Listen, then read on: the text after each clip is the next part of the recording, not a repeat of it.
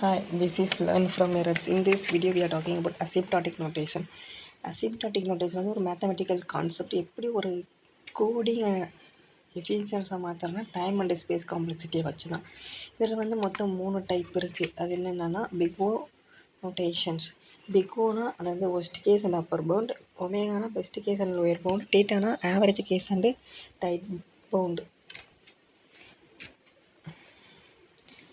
Let's see the big O notations டெஃபினேஷனில் என்ன சொல்லுவாங்கன்னா, எஃப் ஆஃப் என் வந்து less than C G of எனுக்கு லெஸ் தெனாக இருக்கணும்.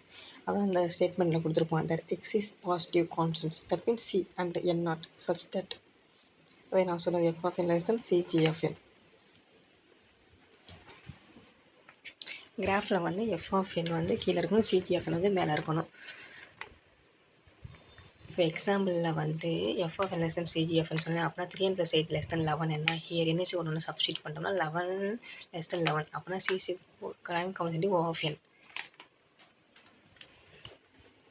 Let's see the omega definitions. ஒமேகாவில் அப்படி C G of N less than F of N அங்கே அப்படியே மாற்றிடுவாங்க இங்கே டெஃபினேஷனில்.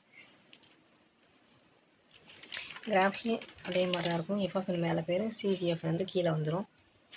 எக்ஸாம்பிள்